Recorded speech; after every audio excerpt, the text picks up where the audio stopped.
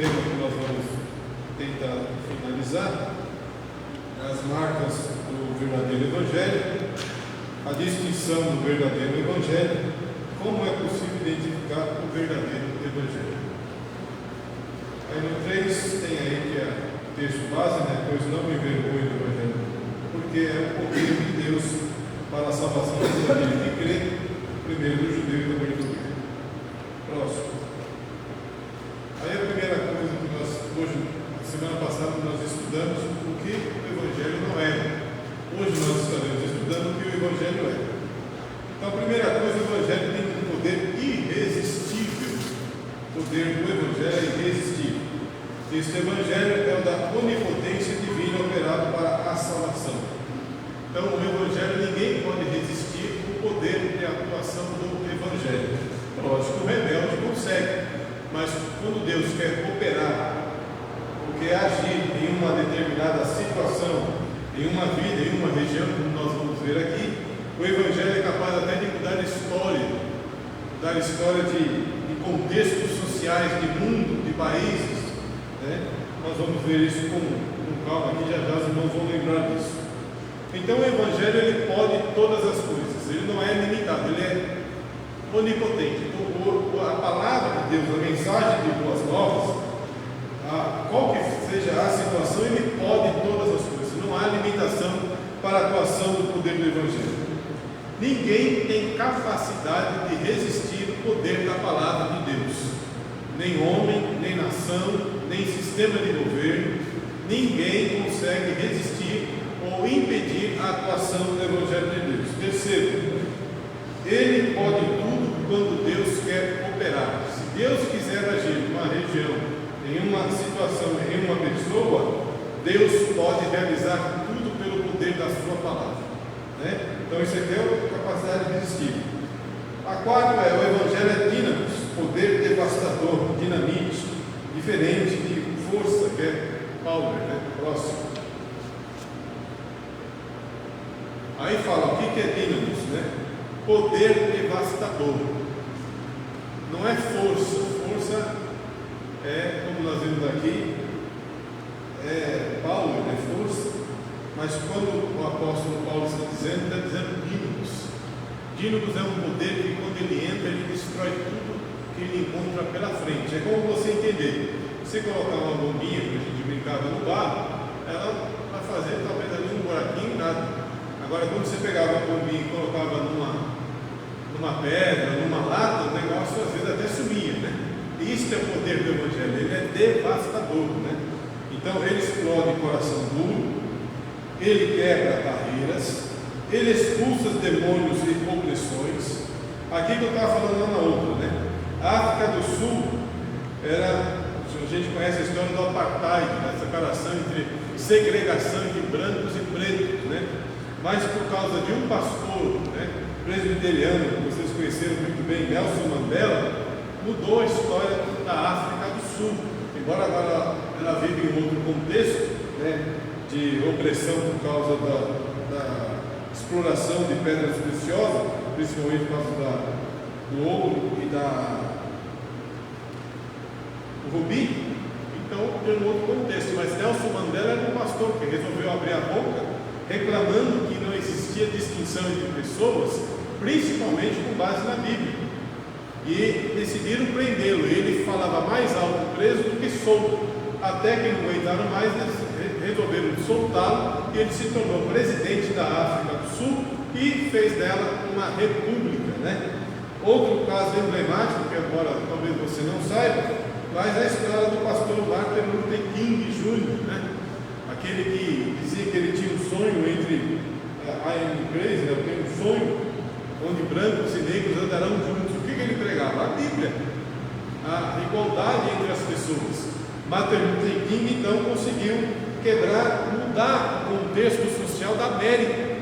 O filme Mississippi em Chamas, que você assistiu, é justamente isso, né? Na Filadélfia matavam seus cristãos, no Mississippi eles colocavam fogo nas igrejas, em Nova York perseguiam todos pretos e brancos, existia lado para andar na rua, e Martin Luther King veio dizendo esta palavra, pela palavra de Deus, ele ele veio falando que não existia essa distinção, porque a Bíblia não tinha feito homens brancos e homens pretos, todos eram iguais perante Deus, e mudou o contexto da América. Tanto é que Barack Obama foi o primeiro presidente negro eleito, né, no sonho deste pastor, que mudou. Então o Evangelho ele é poderoso, é que a gente não às vezes se esquece dessas questões. Tanto a África do Sul trouxe 2 casos bem emblemáticos, como a América, né, o país, né, do desenvolvimento, né? A terra dos sonhos era um país que ainda é hoje, né, mas hoje já não tem mais, mas era um país de segregação racial, mas o poder do Evangelho mudou. Veja o poder que traz esse Evangelho, né? O Evangelho também, o mundo, né, ele destrói, o Evangelho ele constrói, né? Como você pode ver, tanto é que a história do mundo, desde de que a Rússia ou a cortina de ferro existia, né? Matava-se muita gente, não podia se pregar o Evangelho, né? Nós estamos falando do comunismo versus democracia, o poder do Evangelho que transformou essa cultura, né? Vocês talvez não saibam, mas uma das grandes influências, vai dizer a história do Brasil, que da princesa Isabel, ela era uma pessoa católica, né? Mas a Bíblia influenciou muito nela para que houvesse a abolição da escravatura, né? Tanto é que também teve uma mão muito forte do pessoal da cultura da maçonaria, mas o grande fato que levou a princesa Isabel a criar primeiro a ventre livre, que era o nascimento, né? Nascesse naquele período, ao completar 21 anos, eles poderiam ser libertos, né, do seu senhor feudal, e depois ela resolveu abolir uma vez por toda a escravatura. Também recebeu uma influência bíblica. Então o poder do Evangelho influenciou tanto lá, como também influenciou aqui. Amém? Próximo. Poder do Evangelho versus poder da criação. Olha que interessante. Quando Deus criou o mundo, Ele declarou a sua palavra. Ele declarou a palavra para haja água, haja luz, haja separação. Mas para criar salvação para nós, Ele não só declarou, Ele mandou o Filho dele na terra para anunciar essa nova mensagem de salvação. Então, entre a criação e o nosso plano de salvação, há um ato vivo, presente, da presença de Deus na terra para salvar você e eu do inferno. Na criação ele simplesmente declarou, mas no Evangelho, na propagação do Evangelho, no anúncio das boas novas, da mensagem da cruz, ele mandou o próprio Filho que se esvaziou, tomou a forma humana e começou a anunciar esse Evangelho no seu ministério de 33 anos, né? Ou praticamente os últimos 3 anos. Então ele vai dizer aí que para salvar e anunciar o Evangelho, o próprio Deus se esvaziou e humilhou-se até a morte para propagar e anunciar esse Evangelho. A redenção, que é nos trazer de volta a salvação, é uma obra maior do que a cruz. O poder que operou na cruz é maior do que o poder que operou e trouxe à existência o universo. Porque na criação do universo houve uma declaração. Na propagação do Evangelho, houve uma pessoa presente para nos salvar. Próximo. Resumindo. Tem alguma coisa a ver com o tipo e antitipo? Não. Foi a presença mesmo do Deus, né? Então ele era o Deus, não tinha um antitipo dele. Ele era Deus, Não, porque Deus encarnado. eu digo porque foi um princípio da cruz, né? Sim, na cruz. E quando o homem errou, Deus fez a vestimenta lá para o homem moderno. Deus fez ali no Éden, ele fez o primeiro sacrifício, né, que eu não vou ver isso aqui agora, mas Jesus é o tipo perfeito do anúncio do Evangelho. Ele é o tipo perfeito. Resumindo, O Evangelho é o poder onipotente de Deus para livrar o homem da ira vindoura e reintegrá-lo àquela glória do qual ele foi destituído por causa do pecado. O Evangelho livra o homem da condenação e dá-lhe salvação. Tira-o do império das trevas e transporta para o reino da luz. O Evangelho arranca o homem das cadeias da condenação e concede-se libertação. Tira-o das entranhas da morte e oferta-lhe vida eterna. Só isso que é o Evangelho. E isso é vida, vida com Deus. O Evangelho, então, é o poder onipotente de Deus. O Evangelho livra, o Evangelho tira, e o Evangelho arranca, e o Evangelho coloca o homem na vida eterna. Então, esta é a mensagem da cruz, a mensagem do Evangelho. Aí, o Evangelho ele vai realizar em nós 3 ações distintas, que é as próximas 3 fases da salvação. Nós estamos sendo e seremos 3 fases da salvação. Passado, justificação, fomos salvos. Presente, santificação, estamos sendo salvos. Futuro, glorificação, da condenação do pecado. 3 fases da salvação. Então por isso que a Bíblia fala que nós estamos caminhando para chegarmos ao dia perfeito. E aí agora nós vamos adentrar nesta fase, que são as 3 fases da salvação, para que você possa entender e nunca mais esquecer. Então vamos lá ao passado, próximo. O passado, o peso que caía sobre os nossos ombros. Alguém abre para mim aí Ezequiel capítulo 18, do versículo 20 em diante. Passado, justificação. Livro de Ezequiel, capítulo 18, versículo 20 ao 32.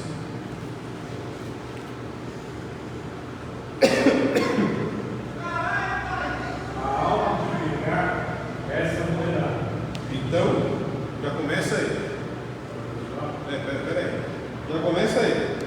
O peso que pairava sobre as suas costas era o quê? O pecado. Era a morte. Quem aqui nunca pecou? Então vocês estão tudo mortos. Está aí, né? O que ele está dizendo? A alma que pecar, Essa morrerá. cambado de morto. Inclusive eu. Então, vamos continuar, irmão, por favor. O filho não levará a maldade do pai, nem o pai levará a maldade do filho. Peraí. Então não tem pecado hereditário. Quebra de maldição e invenção de homem. Porque a Bíblia diz que não tem. Se alguém disser para você que você precisa quebrar a maldição na sua vida, porque você tem pecado hereditário do seu pai, do seu avô, você precisa fazer alguma coisa em alguma igreja para quebrar a maldição, está aí o texto. Lê de novo, irmão. A justiça do justo ficará sobre ele, e a impiedade do ímpio cairá sobre ele. Mas, se o ímpio se converter de todos os seus pecados que cometeu, e guardar todos os seus estatutos, meus estatutos, e fizer juízo e justiça, certamente viverá, não morrerá. Olha como era difícil ser salvo pela lei. Se arrepender de todos os seus pecados e praticar todos os meus mandamentos. Lembra quando Jesus está falando que se você errar um ai, era totalmente perto, o peso era muito grande. Vamos lá, continua, 22. De todas as suas transgressões que cometeu, não haverá lembrança. Não haverá lembrança contra ele. Pela justiça que praticou, viverá. Desejaria eu, de qualquer maneira, a morte do ímpio, mas eu não perdoa. Diz o Senhor Jeová: não desejo, antes que se converta dos seus caminhos e viva. Mas, desviando-se o justo da sua justiça e cometendo a iniquidade e fazendo conforme todas as abominações que faz o ímpio, porventura viverá? De todas as suas justiças que tiver feito, não se fará nenhum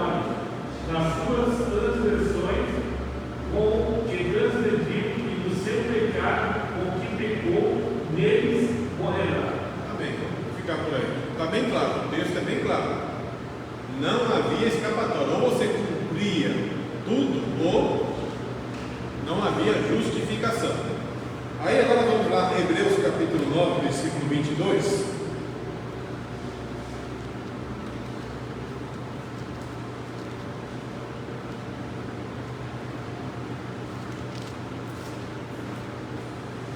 Que nos diz o texto?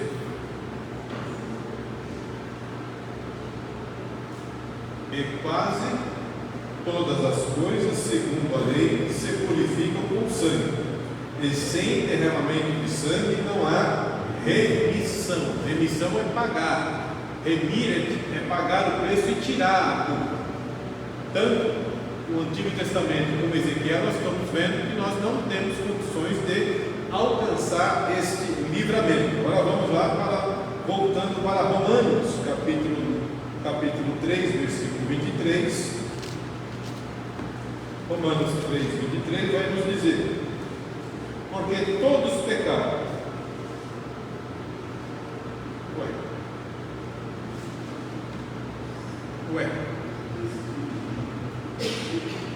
Sem direito à presença de Deus.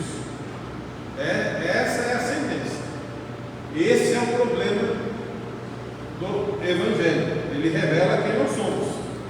Romanos capítulo 5, versículo 12 vai nos dizer: pelo que, como por um homem, Adão, entrou o pecado no mundo, e pelo pecado a morte, assim também a morte passou a todos os homens, por isso que todos pecaram. Pecaram por herança de Adão. Romanos 6, 23. O pecado veio pelo Adão. Quando nós somos descendentes de Adão, todos nós herdamos o pecado. Não, é porque a ordem para a ordem para cuidar do jardim era do homem, não era para Eva. Mas Eva foi engodada e Adão permitiu que, além da serpente entrar, ainda falasse e converter o coração deles. A responsabilidade é de Adão, mas ambos pecaram.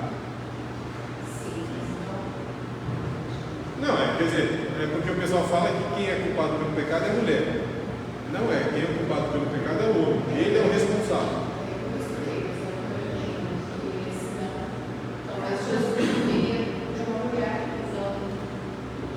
Não, ele veio honrar a mulher, né? Porque ela levou essa pecha, né? Aí a mulher levou a pecha de ser a culpada de ter trazido toda essa desgraça.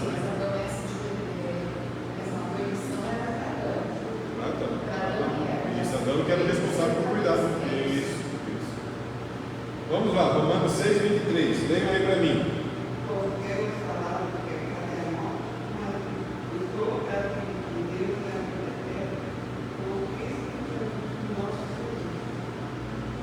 Então o salário do pecado é o quê? A morte. Então veja que a palavra morte, desde Ezequiel como Jesus VI, é bem clara. Não havia escapatória. Esse era o peso. Então, quando a gente fala do passado, da justificação de Deus, é que nós vamos ver agora, próximo, o presente. Então, ele pagou o preço para nos justificar do peso da sentença que havia sobre a raça humana na questão do pecado. Aí eu coloquei aí a vitória sobre o maligno, 1 João capítulo 2, versículo 12 e 14, que está na tela. Filhinhos, escrevo a vocês porque os seus pecados são perdoados. O salário do pecado é a morte, mas o dom gratuito de Deus é a vida. João está falando do Cristo ressuscitado, que morreu na cruz do Calvário para remir, pagar o preço e tirar de nós aquela condenação que estava por causa do pecado. Aí ele vai falar: filhinhos, escreva a vocês porque os seus pecados são perdoados. Por quê? Por causa do nome de Jesus. Pai, escreva a vocês porque conhece aquele que existe desde o princípio. Jovens, escreva a vocês porque vocês têm vencido o maligno. Filhinho, escrevi a vocês porque conhece o Pai. Pai, escrevi a vocês porque conhece aquele que existe desde o princípio. Jovem, escrevi a vocês porque são fortes e a palavra de Deus permanece em vocês e vocês já venceram o maligno. Aqui na última frase você tem um remédio contra o pecado. O que é? A última frase do versículo de número 14. Por que esse povo aqui é forte? Não, a última frase. Pais, escrevi a vocês porque conhece aquele que existe desde o princípio. Jovens, escrevi a vocês porque são fortes. Por que eles são fortes? A palavra de Deus está em vós, já não existe na Bíblia. Entendeu qual que é o remédio? Bíblia.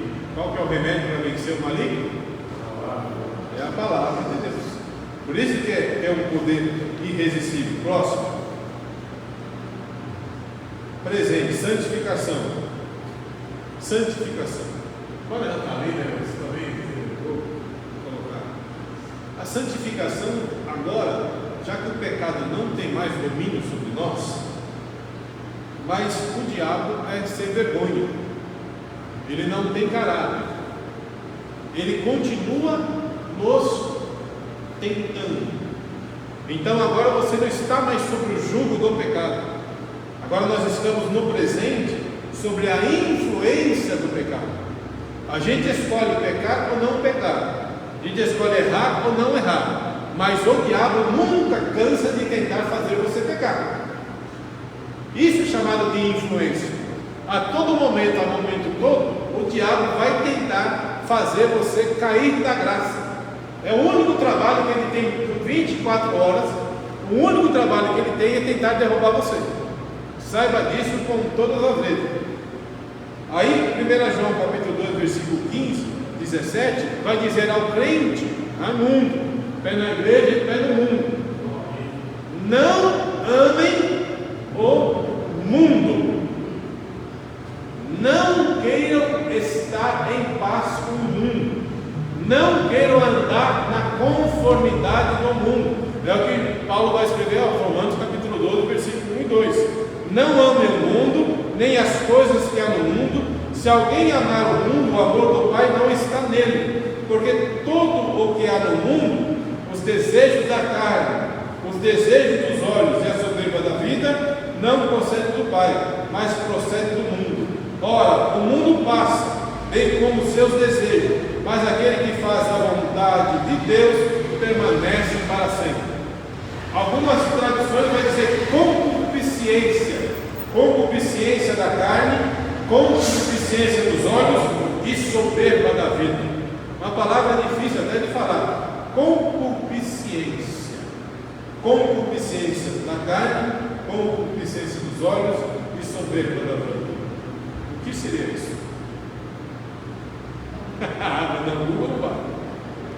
O diabo, de todo o tempo, desde o Éden até você entrar na igreja, ele sempre se utilizou e sempre se utilizará dessas três ferramentas para derrubar nós da graça.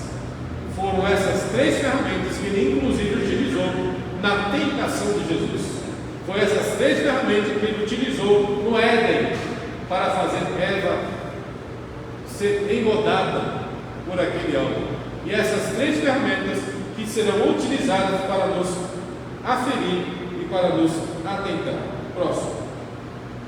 Vamos ler, antes de entrar na explicação da concupiscência, desejos e atrações, lemos Colossenses capítulo 3, versículo de número 5.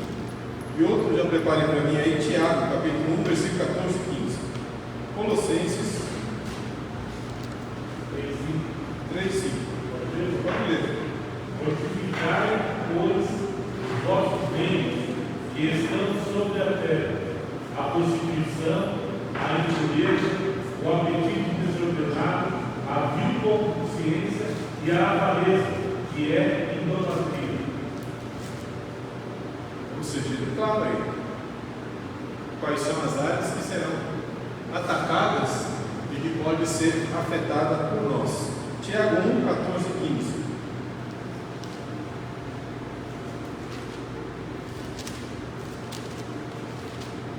Igual o pastor nesse dia, os irmãos que vêm para a igreja sem Bíblia, está dando uma varada na cabeça. Mas cada um é quando atraído e engordado pela própria concupiscência. O problema está aí. Cada um é tentado quando é atraído. Como que você é atraído? Ei, irmão? Como que eu sou atraído? O texto é claro. Cada um é tentado quando é atraído e engodado pela sua própria concupiscência. Nós vamos entrar em concupiscência, mas para você entender o versículo é desejo. Como é que surge então o meu desejo? Essa é a pergunta. Pesado, mas estou perguntando para crente dentro da igreja. Como é que o seu desejo pelo pecado surge?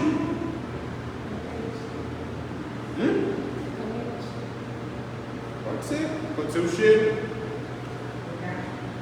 olhar, uma música, uma novela, um filme, um perfume sensual. Você compra deliberadamente para isso. Uma roupa transparente.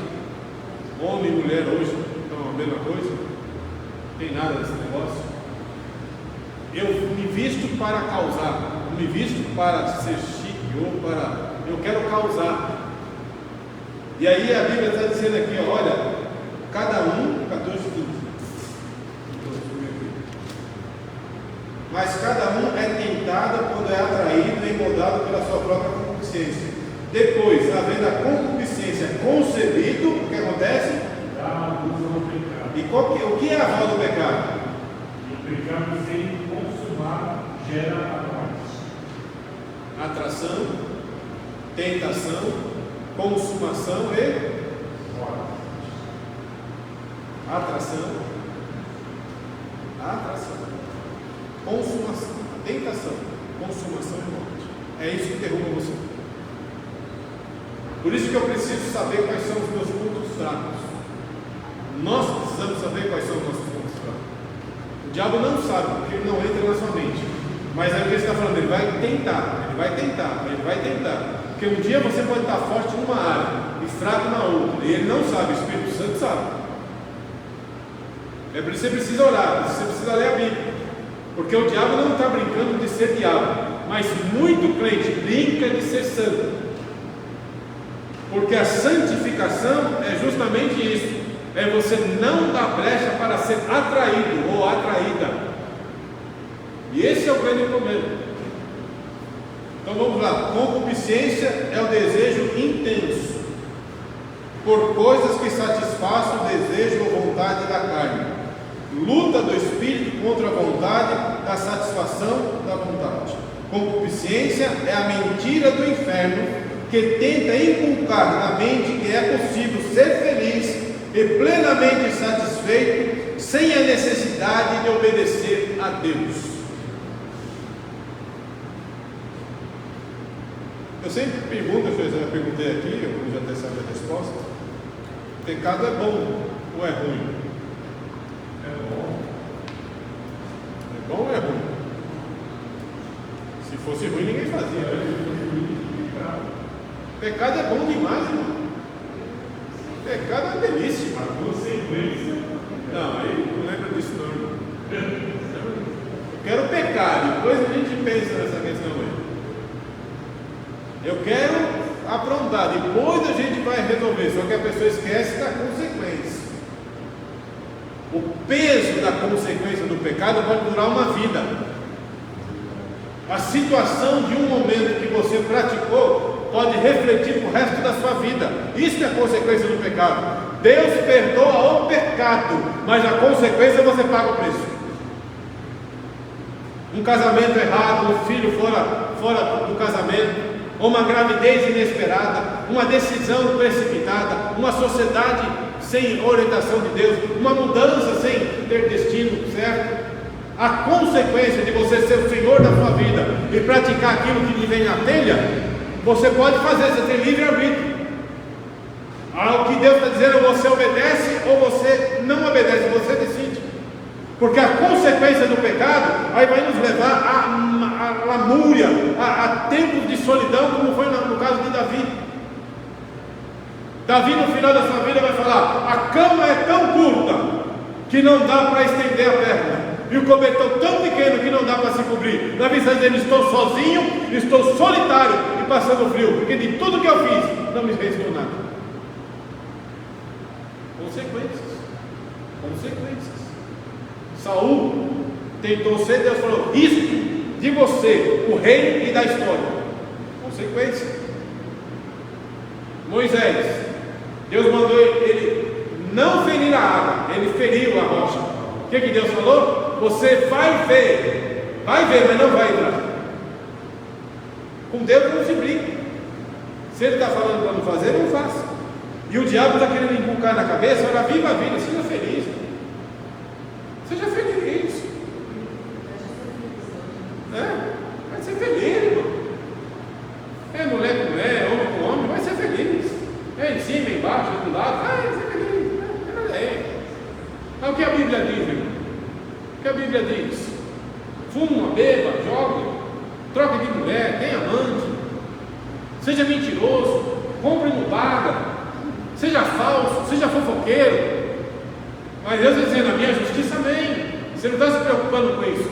Eu não estou preocupado na igreja cheia. Eu não estou preocupado no show do culto. Eu estou preocupado com a qualidade. Na qualidade de gente convertida, de gente que quer ir para o céu. Eu não estou preocupado com a virgem louca. Eu estou preocupado com a virgem que está preparada, é ciente da vida de Cristo. E esse aqui é o problema da concupiscência. Próximo. Concupiscência da carne, as atrações. A concupiscência da carne engloba os pecados da carne, pecados sexuais, normal, né? Mas é mais abrangente, pois a carne, essa parte da nossa natureza, que desprovida de Deus e da graça de Jesus Cristo, oferece um lado fraco ao pecado. Inclui os pecados da carne, mas também as ambições mundanas e todos os desejos mesquinhos. Estar submetido aos desejos da carne é julgar todas as coisas do mundo segundo normas puramente materiais, é endeusar os prazeres puramente humanos, é viver uma vida dominada pelos sentidos, é a glutonaria no comer, ou entregar-se ao luxo, a degradação do prazer, a cobiça e o relaxamento na moral, o egoísmo, o uso das posses, o desejo da carne esquecido, cego e desatento para com os mandamentos divinos, o juízo divino, as normas divinas e a própria existência de Deus. Próximo. A concupiscência é pecado e conduz os outros pecados. A Bíblia diz em Mateus 5:28: eu, porém, vos digo que todo aquele que olhar para uma mulher para a cobiçar, já em seu coração cometeu adultério com ela. A graça é boa, a graça é boa. Mas Deus está falando: cuidado com os seus pensamentos, cuidado com as suas intenções, cuidado com comer mais, cuidado com os prazeres de colocar, endeusar um carro, endeusar um time, endeusar uma mulher, endeusar um homem, né? Tem gente que vê a novela e chora, né? Você ri, não é? Agora não é mais, né? Agora já está velho. Tarcísio Meira, né?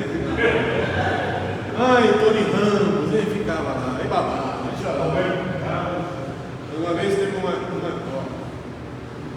esposa de um pastor que foi tratada, que na hora da intimidade ela pensava no ator. Ela estava tão metida, ela pensava qual é o local que Deus tem na tua vida? Será que uma série, o dia do campeonato, o dia do jogo é mais importante do que uma ceia? Mais importante do que um culto?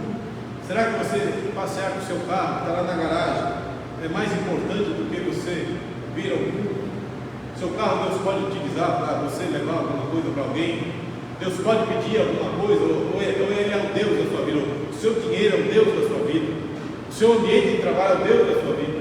Isso que Ele está falando, né? Olha aí Provérbios 6, 25 a 29. Aqui, Provérbios está falando justamente, o grande problema é que Acho que eu não falei isso aqui, mas é um fato interessante da gente ler, perguntar aqui para os machões, né? Não, lê. 25 a 29. Não cobices no teu coração a sua formosura. Ele está falando aqui da piriguete. Aqui Salomão está falando da piriguete. Eu deixei ele começar só para você entender. Salomão está falando da piriguete. Da piriguete da fora e da piriguete gospel. Das duas piriguetes ele está falando. Vamos lá. Não cobice no teu coração a sua formosura. Quer dizer que ela é uma beldade para olhar. Ela não é feia. Ela chama, ela cobiça, ela traz. Vamos lá. Nem te prendas com os seus olhos. Aí, piscadinha. Porque por sua causa, por causa de uma mulher prostituta, se chega a pedir um bocado de pão, e a adúltera anda à caça de preciosa vida. Tomara alguém fogo do seu seio, sem que as suas vestes queimem. Ou andará alguém sobre as brasas, sem que se queime os seus pés? Assim será o que entrar a mulher do seu próximo, ficará inocente todo aquele que a tocar. Não ficará. Não ficará. Aí. Descrição de piriguete. Está na Bíblia. Por isso que John Wesley fala que a Bíblia é mais atual do que o jornal que vai sair amanhã. Está aqui. É ela ou não é? É atual. E tem gente que quer trazer essa moda para a igreja. Tem gente que quer ser parecido. Tem gente que quer se envolver. Ele está dizendo, ele está falando tanto da prostituição como do adultério. Qual a diferença de prostituição para adultério para os homens? Prostituição é praticada fora do casamento. Adultério é praticado dentro do casamento. O solteiro pratica prostituição. O casado pratica adultério. Agora para os machos da igreja, os homens. Como é que você é atraído por uma piriguete? Pelos olhos? É, irmãos? Concorda com ele? Não, pelos seus olhos, né? Não, sim, não. Você olhando. Você olhando para ela. É isso aí. E aí, vocês não concordam aí? Os machos da igreja? Vocês andam olhando também?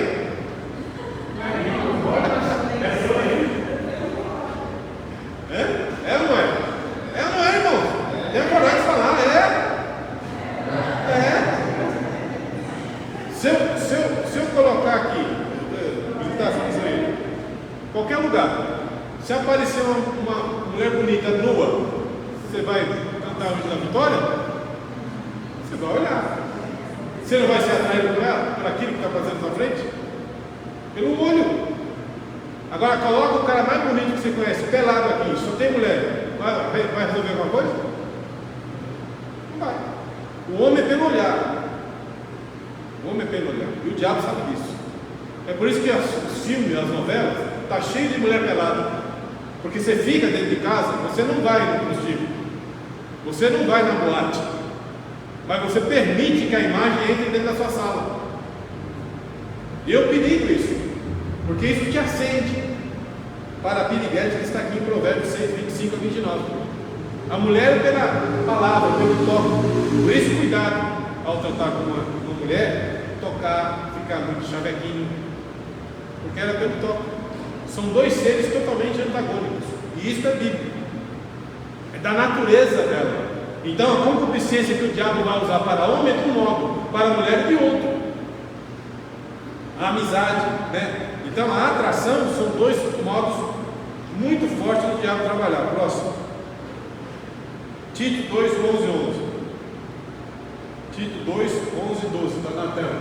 Porque a graça de Deus se manifestou, trazendo salvação a todos os homens, ensinando-nos para que, renunciando à impiedade e às paixões mundanas, vivamos no presente mundo sóbria e justa e piamente. Pela palavra, nós vamos ser justos e vamos viver neste mundo de uma maneira sóbria, com a cabeça no lugar, de uma maneira justa, obedecendo a palavra, e piamente, obedecendo e amando os mandamentos de Deus. É isso que Tito está falando. Essa versão É, consciência. Ensinando-nos para que nos na impiedade e as paixões mundanas, pela palavra. Vamos lá, o próximo. Concupiscência dos olhos. A Bíblia fala que os olhos é a porta de entrada para a alma. É a candeia, né? É a porta de entrada. Por isso que a gente tem que tomar muito cuidado com aquilo que a gente assiste, aquilo que a gente vê, que daí surge, você nem quer, mas é a vitrine. É aquela que você está com fome, quer comer uma comida, mas passou em frente ao rotisserie. O que você compra? Uma bomba de chocolate, um sonho com creme, né? Não é assim? Você prefere, você precisava comer um arroz e feijão, não, mas vou levar a primeira sobremesa, acaba comendo a sobremesa e não come arroz e feijão. É a vitrine, é a concupiscência dos olhos, é o desejo de possuir o que vemos ou para ter as coisas que têm apelo visual. Esta cobiça do dinheiro, de bens ou de outras coisas materiais. Antes de entrar aqui na parte de baixo, você tem que entender também, tanto nós, homens e mulheres, que os olhos, como você já sabe, são a chamativa das questões. O cuidado que temos a olhar. É lógico que à primeira vista, quando se passa, é impossível de você não olhar. O ruim é quando você quebra o pescoço. Aí é ruim. Porque ninguém pode estar vendo, mas Deus está vendo. Aquele famoso, ei, lá em casa. Cuidado. Porque vai. Minha mãe falava que o diabo usa sapatinho de algodão. Ele vai entrando, quando você viu, vá. Né? Oi. Só um exemplo. Quando eu me converti, eu recebi Jesus como Salvador, eu tinha um amigo morando em Itaquera. Ele veio de Itaquera na minha casa. Ele chegou para mim e falou: tá tudo bem, você também tá. Aí ele falou: você virou crente, né? Eu virei. Ele falou: você gosta de mulher?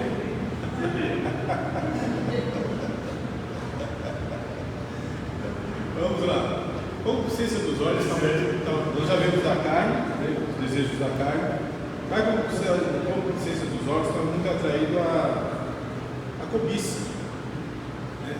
E a cobiça é um grande problema, porque eu não quero, não é diferente da inveja, ou ela está ligada também junto com a inveja, porque eu não quero uma gravata preta igual ao do irmão José Nunes. Eu quero esta gravata.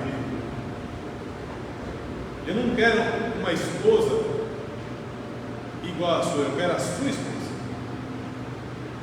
Eu quero o seu carro. Eu quero o seu carro. Eu quero derrubar você do gerenciamento e tomar o seu lugar. Isso é cobiça. Os olhos atraem. Não interessa se eu tenho ou não tenho capacidade. Eu quero atropelar em você e vou passar por cima e vou derrubar você porque eu quero o seu lugar, eu quero o seu posto, eu quero o seu dinheiro, eu quero ter a sua vida. Ele foi atraído pelos olhos. Né? Tem uma mensagem que fala assim: a grama do seu vizinho é sempre melhor que a sua, até a hora que você descobre que ela é artificial e a sua é natural. Por isso a dele é melhor. E aí você está olhando, quero ter uma grama igual essa aqui, a grama do vizinho é boa, a casa do vizinho é boa, a família do vizinho é boa, a mulher do vizinho é boa, o marido da vizinha é bom. Os olhos estão cobiçando, estão desejando aquilo que não pode. Então vamos lá, Êxodo capítulo 20, 17. E está lá nos mandamentos: não cobiçarás a casa do teu próximo, não cobiçarás a mulher do teu próximo, nem o seu servo empregado dele, nem a sua serva, nem o seu boi, os seus bens, nem o seu jumento, nem coisa alguma do teu próximo. Cobiça pode incluir o desejo de ter pessoas de posse ou status. O que é status, irmãos? Posição. Oi? William Douglas é um juiz federal. Ele dá curso para um cursinho popular da Universidade de São Francisco. E ele é pastor também no Rio de Janeiro. Ele é chamado mestre dos concursos, guru dos concursos. Hoje ele dá curso preparatório para concursos federais. E ele fala dessa frase de status, que é: status é você querer aparecer, é querer mostrar. Então eu não posso ter um carro, mas eu compro aquele carro para mostrar que eu posso. Eu não posso ter uma camisa daquela marca, mas eu compro, me indivíduo só para mostrar para você que eu posso. Compro um sapato, aqueles emblemando, parece uma coloca no cavalo, uma ferradura de cavalo. O cara coloca aquele emblema brilhando, é Louis Vuitton, é Dudalin, é Tommy Hilfiger. Então vai lá, então o cara quer mostrar, quer ostentar. Aí você fala assim, mas isso lá no mundo, lá fora, é o mundo lá fora. Agora, dentro da igreja, você quer ostentar para quem? Para quem? Para quem você quer mostrar que você pode comprar um Louis Vuitton? Para quem você quer mostrar que você pode andar com o Yves Saint Laurent? Para quem você quer mostrar que você pode andar com a Percatan? Então, é isso que eu estou falando aqui. É isso. Eu preciso mostrar, né? Eu preciso demonstrar que eu posso, que eu tenho. E o status. Status é comprar o que não precisa, para demonstrar a quem não está nem aí com você que você tem alguma coisa. Isso é status.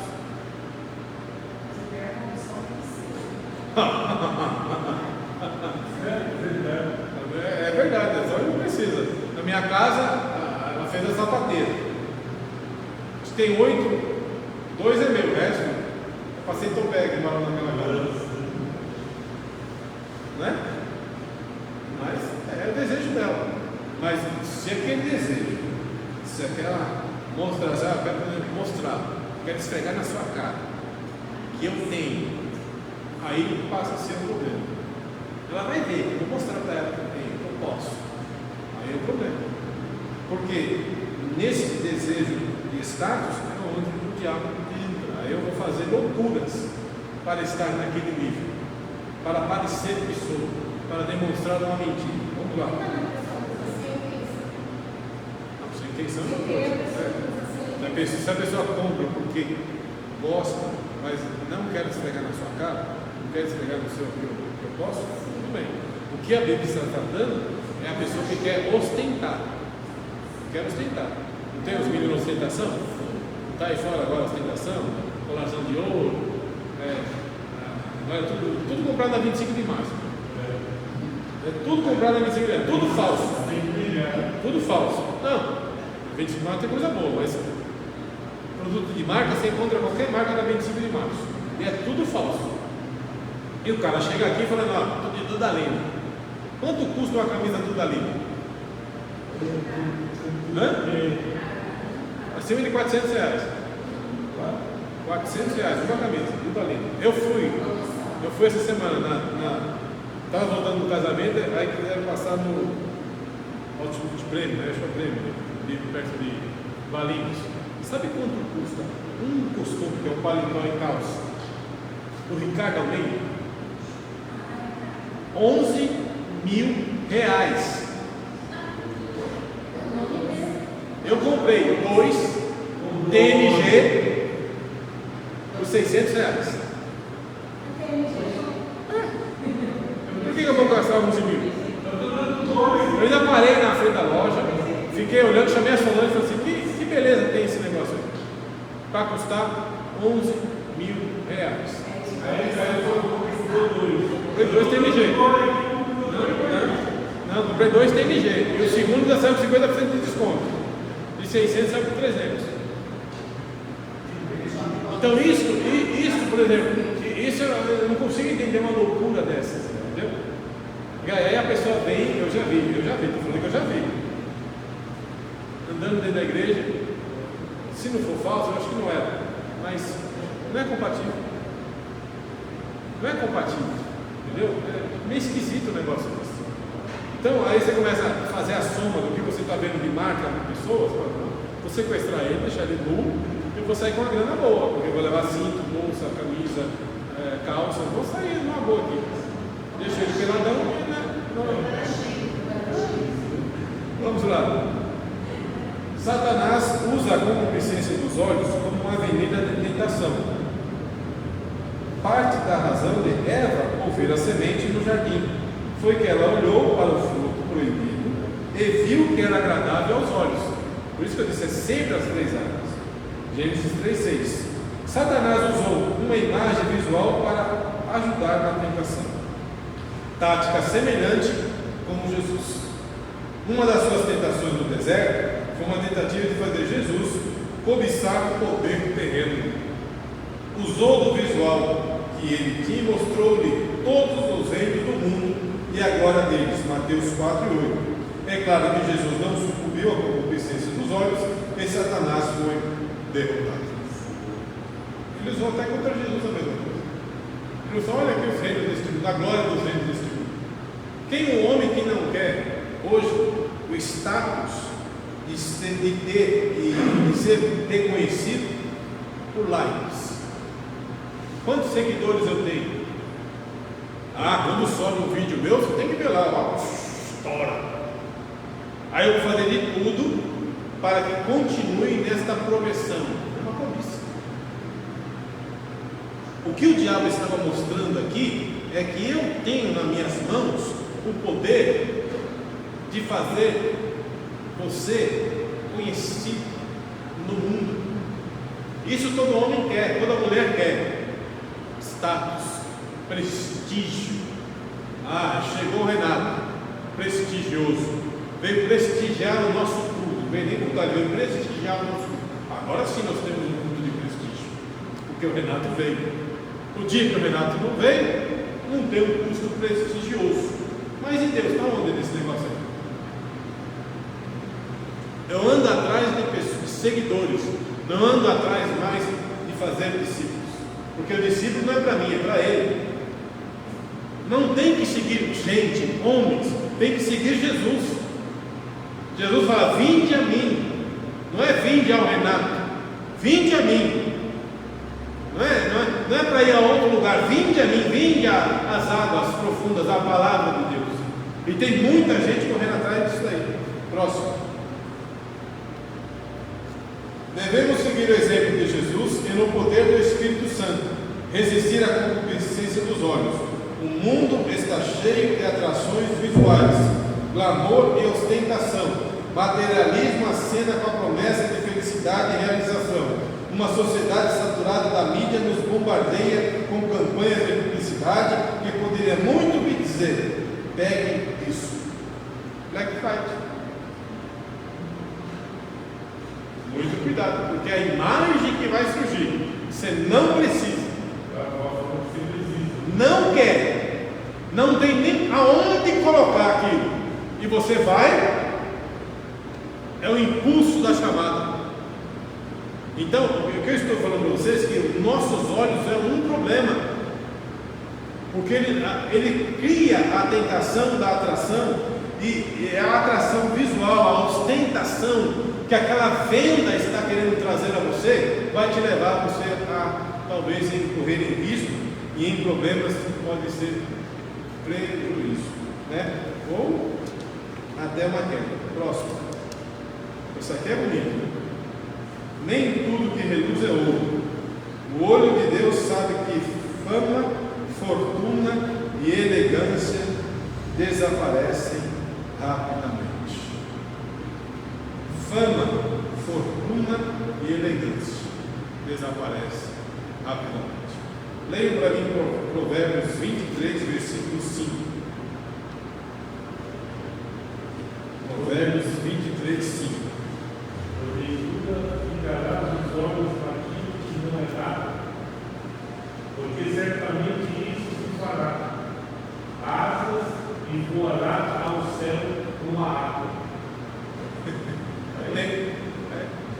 Provérbios 23, 5. Não, peraí, 23, 5. Ele vai dar uma pergunta, né? Quer ver? Vamos ler aqui o 23, a partir do Provérbio 23. Quando te assentares a comer com o governador, atenta bem para o que sete os teimoso diante de ti. E põe uma faca na tua põe uma faca na tua garganta, se és homem glutão. Não cobices os seus manjares gostosos, porque são pão de mentira. Não te canses para enriqueceres de mão a tua própria sabedoria. Porventura fitarás os teus olhos naquilo que não é nada, porque certamente isso se fará asas e voará ao céu como a ave. Não comas o pão daquele que tem os olhos malignos, nem cobices os seus manjares gostosos. Está falando que as coisas passam. E você vive, estou dizendo aqui, porque a Bíblia está dizendo, não viva atrás disso, que vai passar. O tempo passou. Não tem fama, não tem fortuna, não tem elegância. Acabou. Nosso foco não é mais o novo produto da última moda. Nosso objetivo não é manter as aparências ou nos cercar com as armadilhas da reluzente magnificência.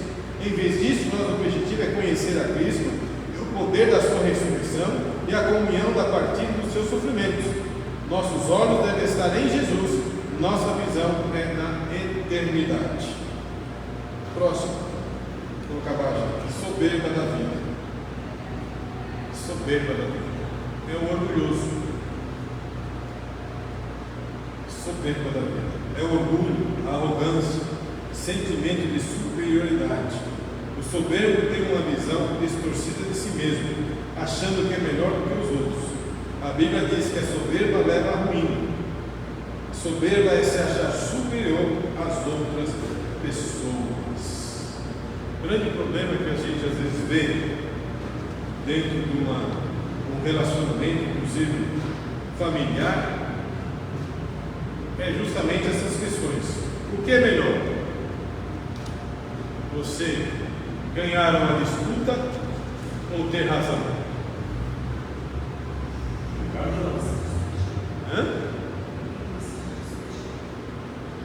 Ganhar uma disputa na cozinha ou ter razão? Tem uma das duas. Às vezes é melhor você não ter razão, mesmo que você tenha razão, você abrir mão da razão para ter paz. O soberbo não aceita isso. O soberbo, ele é o Senhor de si, o Senhor da história. Só Ele sabe as coisas. Só Ele sabe pregar. Só Ele sabe cantar. Só Ele sabe dirigir. Só Ele é o centro do universo. Não é Deus. A soberba é a altivez do coração, concupiscência da carne, concupiscência dos olhos e soberba da vida. É o orgulho. Quem aqui tem pós-graduação? Minha irmã está aqui. Tem três pós-graduações. Então vocês são perfeitos, né? Quem tem duas pós-graduação? 3. Então ganhei. Quem já escreveu um livro? 2, 3. Ganhei de novo. Aí eu sou o cara aqui nessa igreja. Vocês são gentinhos. Eu sou. Bom. Graças a Deus, tudo isso não é nada. Quem aqui é grande? Quem aqui é o maior de todos? Quem aqui é o principal de todos? Esse é o problema da soberba. Quando a gente acha que é o centro do universo. O culto só é bom se eu tiver, porque se eu não tiver, a graça de Deus não se manifesta. A graça de Deus não está mais em Deus, está na pessoa. Ele que atrai, eu atraio a presença de Deus. Aquela empresa não vai para frente se eu não colocar a mão. Esse casamento não dura se eu não me envolver nele. Esse problema não resolve se eu não colocar minha mão. Vai orar não, irmão, vai orar não. Porque eu é que sei, eu estou certo, sempre eu estou certo. Nunca estou errado. Porque afinal de contas estudei. Então a soberba é a altivez de espírito, é o cara que não aceita ser guiado, não é submisso a ninguém, ele não se submete a uma autoridade do dirigente da igreja, ele não se submete a uma liderança do departamento, ele não se submete a uma repreensão, a uma aula de uma pessoa que tenha menos conhecimento do que ele, porque afinal de contas ele é o soberbo, ele é o que tem o diploma. Eu não quero ouvir ninguém falar a palavra de Deus que não tenha diploma, porque para falar comigo, agora só fala se tiver diploma. E o Senhor da igreja está dizendo: a obra é minha, o poder é meu, eu chamo para este lugar quem eu quero, e eu levanto quem eu quero. Não vou dar diploma, esperar você se formar para usar, eu uso da forma que eu quiser. Às vezes é um hábil iluminado, cheio de formosura, tecnicidade da palavra, mas às vezes é nós fomos, nós voltemos, nós sonhamos fomos, nós subimos para cima, nós descemos para baixo, e Deus está nesse negócio. Não importa a verbalização do termo, a análise sintática da palavra, texto com texto. Vamos fazer aqui agora uma análise textual, uma crítica textual. Vamos fazer uma exegese. Não, é nós fomos, nós voltemos, nós oramos, é aí que Deus fala. E aí o soberbo está achando que Deus só fala do jeito que ele imagina, que ele só trabalha do jeito que ele imagina. A soberba quebra a casa, a soberba destrói ministério, a soberba destrói empresa, a soberba destrói relacionamento, a soberba destrói intimidade. Porque quando a gente não desce do castelo, as coisas vão a bancarrota. E a soberba destruiu reinos, ela destrói reinos. É isso que ele está falando aqui. Vamos lá, no próximo. Soberba é uma manifestação de orgulho, de pretensão, de superioridade sobre as outras pessoas. É a arrogância, a altivez, a autoconfiança exagerada.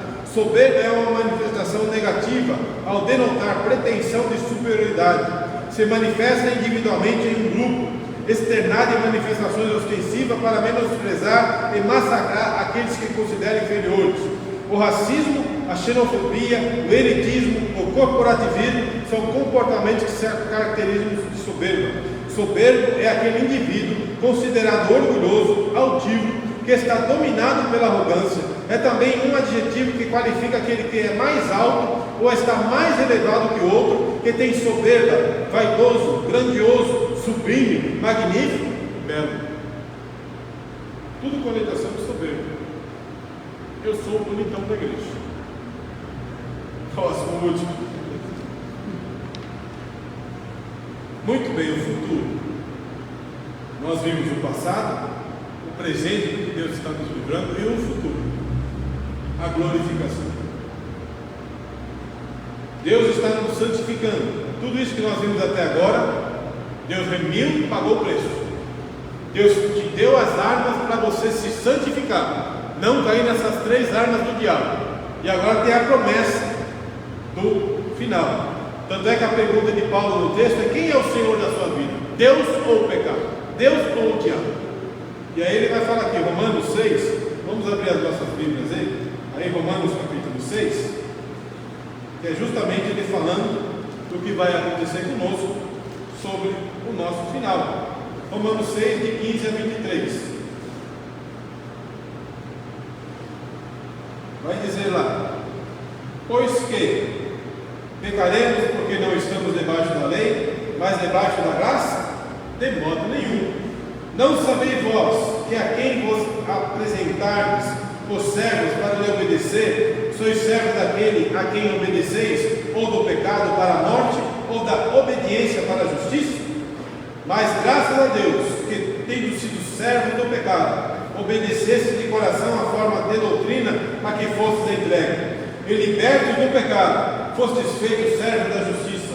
Falo como homem, pela fraqueza da nossa carne, pois que assim como apresentaste os vossos membros para servir a imundícia e a maldade para a maldade, assim apresentai agora os vossos membros para servir a justiça para a santificação. Porque quando ereis servos do pecado, estáis livres da justiça. E que fruto tinhais então das coisas que agora mas agora libertos do pecado, e feitos servos de Deus, tende o vosso fruto para a santificação e por fim a vida eterna. Porque o salário do pecado é a morte, mas o dom gratuito de Deus é a vida eterna por Cristo Jesus nosso Senhor.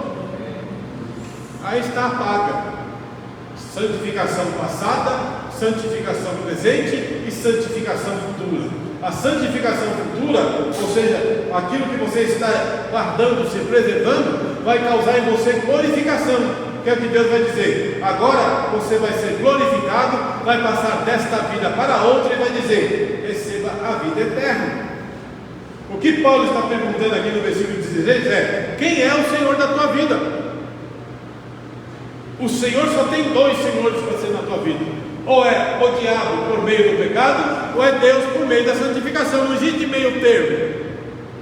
O que a gente precisa, a gente sabe com todas as letras, é que o nosso Senhor dá a vida eterna na presença dele, e que o Senhor do mundo também dá a vida eterna, que é no inferno, na ausência de Deus. Só existem esses dois caminhos. Finalizando, abramos a nossa Bíblia no livro Evangelho segundo escreveu São João, capítulo 1, versículo 29.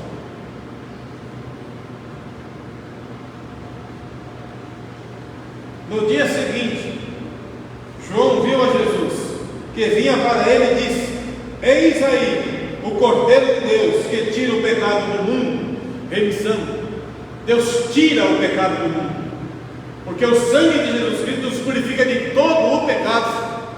Então Ele tira o pecado. Aqui, tudo aquilo que nós vimos no começo, do salário do pecado é a morte, através de Cristo Jesus Ele tira, Ele arranca, Ele paga o preço. Ele vai dizer: o pecado não tem mais domínio sobre vós, porque Ele tira. Agora vamos para João capítulo 3, versículo 26. Aquele que crê no Filho tem a vida eterna, mas aquele que não crê no Filho não terá a vida, mas a ira de Deus sobre ele permanece. João capítulo 6, versículo 47 ao 54, vai nos dizer: na verdade vos digo, que aquele que crê em mim tem a vida eterna. Eu sou o pão da vida. Vossos pais comeram maná no deserto e morreram. Este é o pão que desce do céu para aquele que dele comer não morra. Eu sou o pão vivo que desceu do céu. Se alguém comer deste pão, viverá para sempre. E o pão que eu der é a minha carne, e eu darei pela vida o mundo. Disputando com os judeus entre si, dizendo: como nos pode dar este a sua carne a comer? Jesus, pois, lhe disse: na verdade vos digo, que se não comerdes a carne do Filho do Homem e não beberdes o seu sangue, não terei vida em vós mesmos. Quem come a minha carne e bebe o meu sangue tem a vida eterna, e eu ressuscitarei no último dia. Amém? Santificação passada, santificação presente e santificação futura. Amém, irmãos? Que Deus nos abençoe em Cristo Jesus. O último slide aí só falando, já falei, o homem gosta de ter poder e a sensação de liberdade nas mãos, mas ninguém é realmente livre no sentido de ser independente. Todos necessariamente temos um Senhor, ou é Deus ou é o diabo. O pecado é o Senhor que retribui aos seus súditos com morte. O pecado é um Senhor que vai dar um prêmio para todos aqueles que lhe servem, que é a morte.